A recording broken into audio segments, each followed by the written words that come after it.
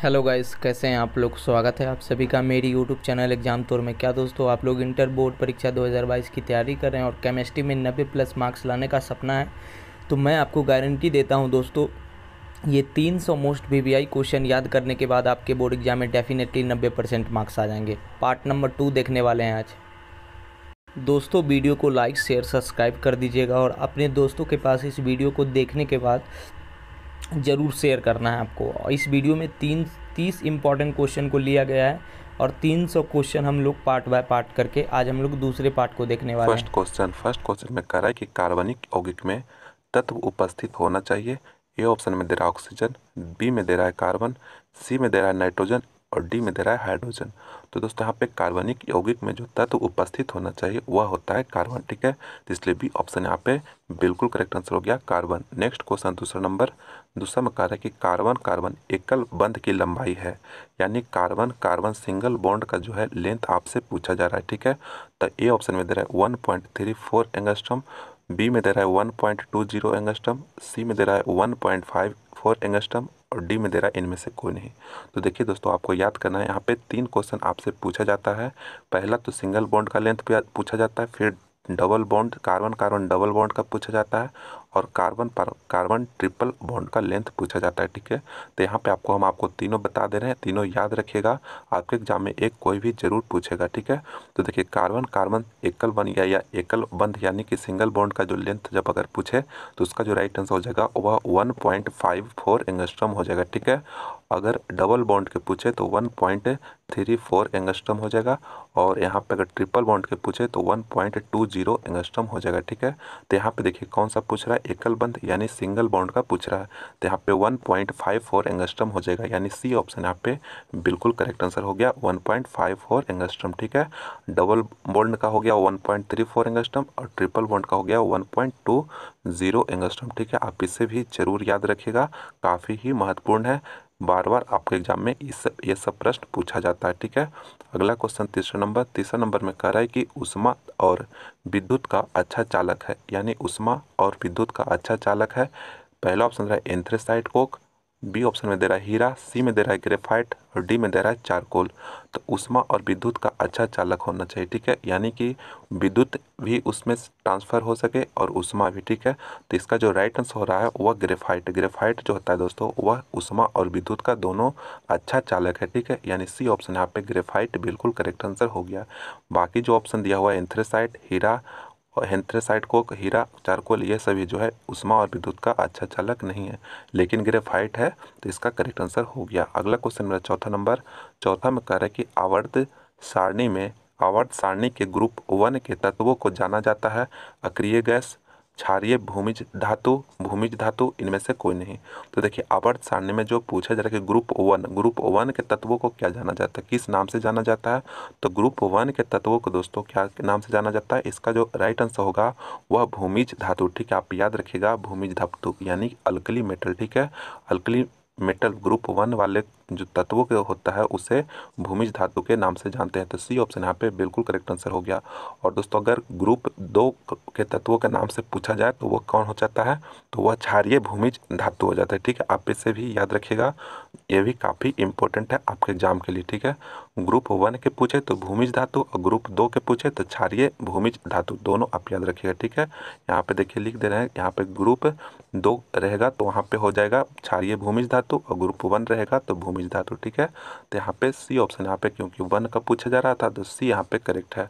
अगला क्वेश्चन 5 में कह रहा है कि लोहे का अयस्क है, यानी कि आपसे आयरन का ओर पूछा जा रहा है कि अयस्क कौन है। ठीक है, ए ऑप्शन में दे रहा है मैग्नेटाइट, बी में दे रहा है सिडेराइट और सी में दे रहा है हेमेटाइट और डी में दे रहा है सभी, यानी लोहे का जो अयस्क है वह कौन है। ठीक है, तो इसका जो राइट आंसर हो जाएगा सभी, यानी इनमें जो सभी दिया हुआ है मैग्नेटाइट, सिडेराइट, हेमेटाइट, ये सभी जो है लोहे का अयस्क है, लोहे का ओर है। ठीक है, तो यहाँ पे डी ऑप्शन यहाँ पे बिल्कुल करेक्ट आंसर हो गया, इनमें से सभी।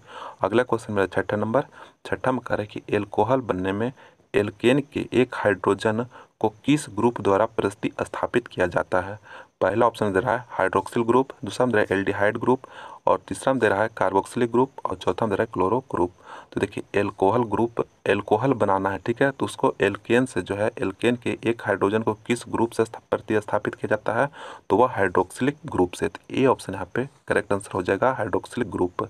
अगला क्वेश्चन 7 नंबर 7 में कह रहा है कि किसी भी अ, किसी भी अभिक्रिया में उत्प्रेरक, किसी भी मैंने यानी रिएक्शन हो रहा है तो उसमें उत्प्रेरक का जो है क्या है, अभिक्रिया वेग को कम करता है, अभिक्रिया वेग को बढ़ाता है, अभिक्रिया वेग को बढ़ाता है और घटाता है, इनमें से कोई नहीं। तो देखिए उत्प्रेरक यानी कैटालिस्ट, कैटालिस्ट जो होता है दोस्तों वह अभिक्रिया को बढ़ा भी सकता है और घटा भी सकता है, ठीक है। तो सी ऑप्शन यहाँ पे बिल्कुल करेक्ट आंसर हो गया, अभिक्रिया वेग को बढ़ाता है और घटाता है। चलिए चलते हैं नेक्स्ट क्वेश्चन की ओर। नेक्स्ट क्वेश्चन मेरा 8वां नंबर करने से पहले दोस्तों अगर इस वीडियो को लाइक नहीं किया तो लाइक करिएगा, अपने दोस्तों में से ज़्यादा शेयर करिएगा, और आप हमारे चैनल पर नए हैं तो प्लीज़ चैनल को सब्सक्राइब भी जरूर कर लीजिएगा। अगला क्वेश्चन मेरा 8वां नंबर, 8वां में कह रहा है कि बेरवेदार ठोस पदार्थ है, बेरवेदार ठोस पदार्थ है। ए ऑप्शन में दे रहा है ग्रेफाइट, बी में दे रहा है हीरा, सी में दे रहा है कांच, और डी में दे रहा है इनमें से सभी। तो देखिए बेरवेदार ठोस पदार्थ जो है इनमें कौन है, तो इसका जो राइट आंसर होगा वह कांच। कांच जो है दोस्तों वह बेरवेदार ठोस पदार्थ है, ठीक है। और ग्रेफाइट और हीरा जो होता है दोस्तों वह रवेदार ठोस पदार्थ होता है, इसे आप याद रखिएगा, ठीक है। तो यहाँ पे C option correct. Next question 9 number में कह रहा है कि निम्नलिखित में से कौन धातु अम्ल से अभिक्रिया कर हाइड्रोजन गैस मुक्त नहीं करता है। पहला ऑप्शन रहा है आयरन, दूसरा में रहा है कॉपर, तीसरा में रहा है जिंक, चौथा में रहा है मैग्नीशियम। तो दोस्तों यहाँ पे कौन सा धातु जो है अम्ल एसिड से रिएक्शन करने के बाद हाइड्रोजन गैस को मुक्त नहीं करता है, तो वह जो है कॉपर। कॉपर जो है दोस्तों वह एसिड से रिएक्शन करने के बाद हाइड्रोजन गैस को जनरेट नहीं करेगा, ठीक है। तो यहाँ पे बी ऑप्शन यहाँ पे करेक्ट आंसर हो गया कॉपर, ठीक है। बाकी जो हो गया आयरन हो गया, जिंक हो गया, मैग्नीशियम हो गया, ये सभी जो है एसिड से रिएक्शन करने के बाद हाइड्रोजन गैस को जनरेट करता है, ठीक है, हाइड्रोजन गैस को मुक्त करता है, ठीक है, बनाता है। तो इसलिए यहाँ पे कॉपर जो है नहीं बनाता है, तो यहाँ पे नहीं पूछा जा रहा था, तो इसलिए बी ऑप्शन यहाँ पे करेक्ट है। अगला क्वेश्चन मेरा 10वां नंबर 10 में करे कि निम्नलिखित में से कौन सा अनुगुण संख्य गुणधर्म नहीं है। यानी पहला ऑप्शन दे रहा है हिमांक का अवनमन, दूसरा में दे रहा है प्रकाशीय क्रियाशीलता, और सी में दे रहा है क्वथनांक का उन्नयन, और डी में दे रहा है बाष्प दाब का अपेक्षिक अवनमन, ठीक है। तो अनुसंख्य गुणधर्म नहीं है पूछा जा रहा है, ठीक है। यानी यहाँ प्रकाशीय क्रियाशीलता जो है बी ऑप्शन दे रहा है वह जो है अनुसंख्य गुणधर्म नहीं है, ठीक है। बाकी जो हो गया हिमांक का अवनमन, क्वथनांक का उन्नयन, बाष्प दाब का अपेक्षिक अवनमन जो है ये सभी जो है आता है अनुसंख्य गुणधर्म में, ठीक है। तो आप याद रखिएगा ये सभी ऑप्शन आपके एग्जाम में पूछता है बार बार इस प्रश्न से, ठीक है। तो यहाँ पे बी ऑप्शन यहाँ पे करेक्ट है। अगला क्वेश्चन मेरा 11 नंबर का है निम्न में कौन सा प्रथम पंक्ति का संक्रमण तत्व नहीं है। यानी प्रथम पंक्ति यानी फर्स्ट लाइन का ट्रांजिशन एलिमेंट नहीं है। पहला ऑप्शन रहा है आयरन, दूसरा रहा है क्रोमियम, तीसरा रहा है मैग्नीशियम, चौथा रहा है निकेल। तो मैग्नीशियम जो है ट्रांजिशन एलिमेंट में यानी संक्रमण तत्व में नहीं आता है, ठीक है। तो बी ऑप्शन यहाँ पे सी ऑप्शन यहाँ पे बिल्कुल करेक्ट आंसर हो गया मैग्नीशियम। मैग्नीशियम जो है दोस्तों यह ग्रुप 2 में आता है, ठीक है, ग्रुप 2 में आता है, तो उससे जो होता है अल्कली अर्थ मेटल कहते हैं, ठीक है। यहाँ पे संक्रमण तत्व के बारे में पूछा जा रहा था, तो मैग्नीशियम जो है नहीं है इसमें, ठीक है। बाकी हो गया आयरन हो गया, क्रोमिन हो गया, निकेल हो गया, ये सभी जो है प्रथम पंक्ति का संक्रमण तत्व है, ठीक है। इसलिए सी ऑप्शन यहाँ पे करेक्ट हो गया। अगला क्वेश्चन 12 नंबर 12 में कह रहा है कि क्लोरोफॉर्म ऑक्सीजन से प्रकाश की उपस्थिति में अवक्रिया कर देता है। पहला ऑप्शन है फॉस्फीन, दूसरा में है फॉस्जिन, और तीसरा में है मीथेन, चौथा में इनमें से कोई नहीं। तो क्लोरोफॉर्म जो होता है ऑक्सीजन से प्रकाश की उपस्थिति में रिएक्शन करने के बाद फॉस्जिन देता है, ठीक है, आप याद रखिएगा फॉस्जिन।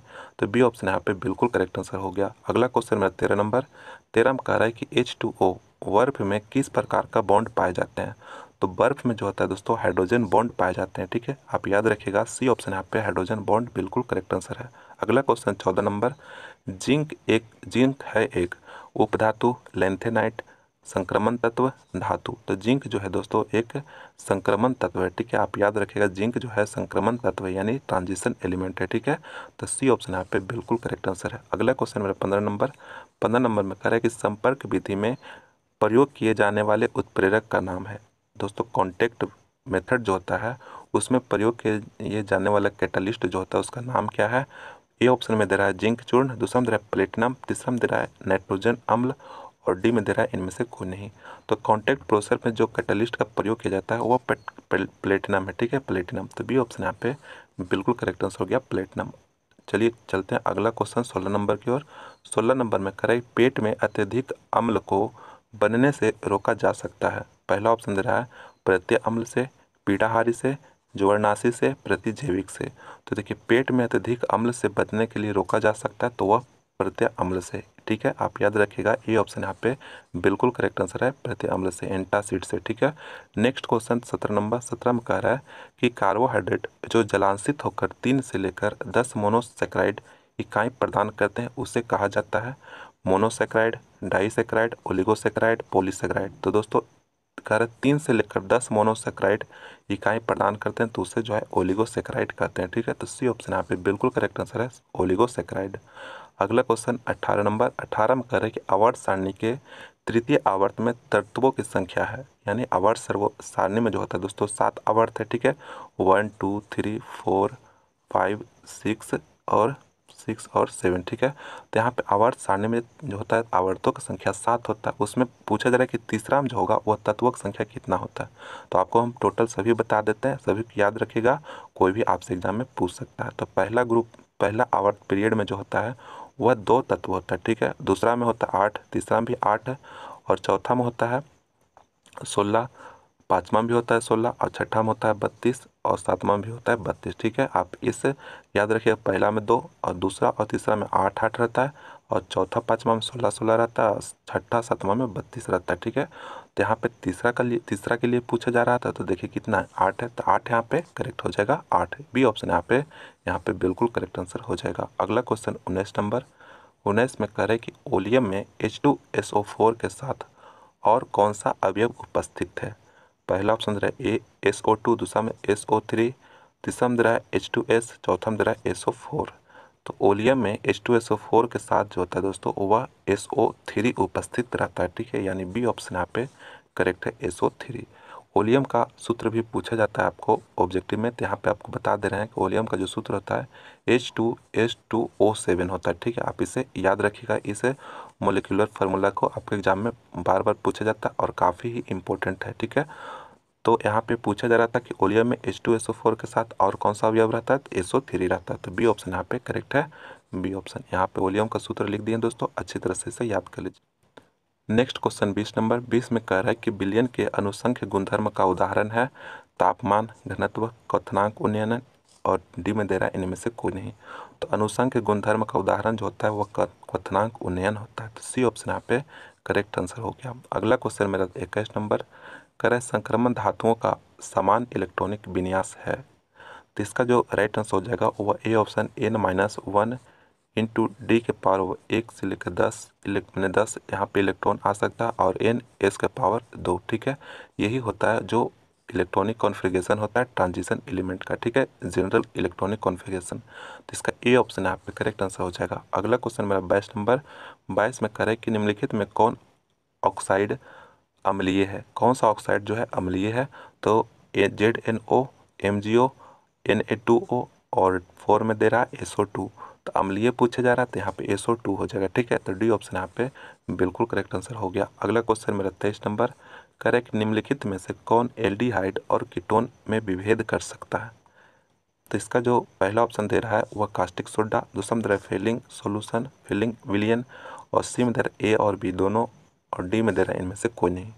तो एल्डिहाइड और कीटोन में जो विभेद कर सकता है वह फेलिंग सोल्यूशन है, ठीक है, यानी फेलिंग विलियन है, ठीक है। तो बी ऑप्शन यहाँ पे करेक्ट हो गया, फेलिंग विलियन। नेक्स्ट क्वेश्चन 24 नंबर कह रहा है कि निम्नलिखित में से कौन ज्वरनाशी है, यानी जो है ज्वरनाशी यानी बुखार को कम कर सकता है, एंटीपायरेटिक इंग्लिश में बोला जाता है। तो पहला ऑप्शन दे रहा है डेटॉल, दूसरा में दे रहा है नियोप्रिन, और तीसरा में दे रहा है पेनिसिलिन, चौथा में दे रहा है पैरासीटामोल। तो ज्वरनाशी जो होता है दोस्तों पैरासीटामोल है, ठीक है। डी ऑप्शन यहाँ पे बिल्कुल करेक्ट आंसर हो गया, पैरासीटामोल। अगला क्वेश्चन 25 नंबर कह रहा है कि तनु HCl को विरंजक चूर्ण CaOCl2 से अभिक्रिया कराने पर कौन सी गैस बनता है? हाइड्रोजन गैस बनता है, ऑक्सीजन गैस बनता है, क्लोरीन बनता है, इनमें से कोई नहीं। तो क्लोरीन गैस बनता है। ठीक है, काफ़ी महत्वपूर्ण प्रश्न है, अच्छी तरह से इसे याद रखिएगा। तनु HCl के व्यंजक चूर्ण CaOCl2 से जो अभिक्रिया करेगा तो वह क्लोरीन गैस बनता है। तो सी ऑप्शन यहाँ पे करेक्ट आंसर हो गया। अगला क्वेश्चन 26 नंबर कर है कि द्रवित NaCl के वैद्युत अपघटन से एनोड पर मुक्त होता है। यानी द्रवित NaCl जो होता है उसको वैद्युत अपघटन से एनोड पर जो होता है वह क्या मुक्त होता है? सोडियम, क्लोरीन, हाइड्रोजन या सोडियम अमलगम। तो यहाँ पे देखिए एनोड, एनोड पर पूछा जा रहा है। तो एनोड जो होता है दोस्तों वह क्या होता है? पॉजिटिव होता है। तो पॉजिटिव रहेगा तो वह जो होगा, ये जब NaCl को अगर आप तोड़िएगा Na+Cl में जब तोड़िएगा आयन में, तो यहाँ पॉजिटिव होता है नेगेटिव। तो यहाँ पे पॉजिटिव वाले के पास नेगेटिव जाएगा। ठीक है, तो यहाँ पे क्या बनेगा? तो क्लोरीन यहाँ पे मुक्त होगा। ठीक है, तो बी ऑप्शन यहाँ पे बिल्कुल करेक्ट आंसर हो जाएगा। अगर आपसे एनोड की जगह पूछेगा तो क्लोरीन हो जाएगा, क्योंकि यहाँ पे नेगेटिव है। और यहाँ पे कैथोड के बाद अगर पूछेगा कैथोड पर क्या मुक्त होगा, तो यहाँ पे सोडियम हो जाएगा। ठीक है, तो यहाँ पे बी ऑप्शन यहाँ पे पूछा जा रहा, सॉरी करेक्ट है, क्योंकि एनोड पर पूछा जा रहा था, तो क्लोरीन यहाँ पे करेक्ट है। अगला क्वेश्चन 27 नंबर कह रहा है कि आयरन का अयस्क है। आयरन का अयस्क कौन है? हेमेटाइट, मैग्नेटाइट, बॉक्साइड, ए और बी दोनों। तो यहाँ पे ए और बी दोनों होगा। तो डी ऑप्शन यहाँ पे करेक्ट आंसर हो गया, ए और बी दोनों, यानी हेमेटाइट और मैग्नेटाइट। और बॉक्साइड जो है वह एल्युमिनियम का ओर है। ठीक है, इसे भी आप याद रखिएगा। अगला क्वेश्चन 28 नंबर 28 में कह रहा है कि निम्न में से कौन सा मैग्नीशियम का अयस्क नहीं है? यहाँ पे मैग्नीशियम का अयस्क नहीं है पूछा जा रहा है। तो पहला ऑप्शन दे रहा है कार्नेलाइट, दूसरा में दे रहा है मैग्नेसाइट, तीसरा में दे रहा है डोलोमाइट, चौथा में जिप्सम। तो मैग्नीशियम का अयस्क नहीं है वह जिप्सम। तो डी ऑप्शन यहाँ पे करेक्ट है, जिप्सम। ठीक है, जिप्सम जो है अयस्क नहीं है मैग्नीशियम का। तो डी ऑप्शन यहाँ पे करेक्ट है। नेक्स्ट क्वेश्चन 29 नंबर 29 में कह रहा है कि K2PdCl4 में Pd का ऑक्सीकरण अवस्था है। यानी Pd का जो ऑक्सीकरण ऑक्सीडेशन अवस्था होगा वह क्या होगा? तो देखिए आपको काफ़ी आसान तरीका से बता रहे हैं। यहाँ पे K2PdCl4 है। ठीक है, Cl4 है यहाँ पे। तो यहाँ पे देखिए मेरा पता है कि पोटेशियम का जो होता है वह कितना होता है? तो वह +1 होता है। तो यह कितना है? 2 है, तो 2 से गुना कर देंगे। ठीक है, और जिसे निकालना रहता है उसे x आप मान लीजिएगा। प्लस क्लोरीन का कितना होता है? तो -1 होता है। कितना है? 4 है, तो -4 लिख लेंगे। ठीक है, सॉरी यहाँ पे 1, क्योंकि इसका -1 होता है। यहाँ बराबर जो होगा वह 0 के बराबर होगा। इसी को अगर आप कैलकुलेट करते हैं आगे, तो यहाँ पे +2 आ गया, यहाँ पे +x, यहाँ पे -4 = 0। तो देखिए x बराबर हमें कितना आ गया? x बराबर जो होगा वो x - 2 बराबर यहाँ पे 0 आ गया। ठीक है, तो आगे कैलकुलेट करिएगा तो x बराबर जो हो जाएगा 2 आ जाएगा। ठीक है, तो यही मेरा इसका ऑक्सीकरण अवस्था हो गया। ठीक है, 2 यानी +2 हो जाएगा। ठीक है, तो यहाँ पे सी ऑप्शन यहाँ पे बिल्कुल करेक्ट आंसर हो गया, C option. Next question 30 number 30 में कह रहा है कि निम्न में से सिल्वर का अयस्क कौन सा है? सिल्वर का अयस्क जो है कौन सा है? हेमेटाइट, बॉक्साइट, अर्जेंटाइट या इनमें से कोई नहीं। तो सिल्वर का अयस्क कौन है दोस्तों? इसका आपको कमेंट करके बताना है इसका राइट आंसर कौन है। ठीक है, उसका रिप्लाई हम जरूर करेंगे।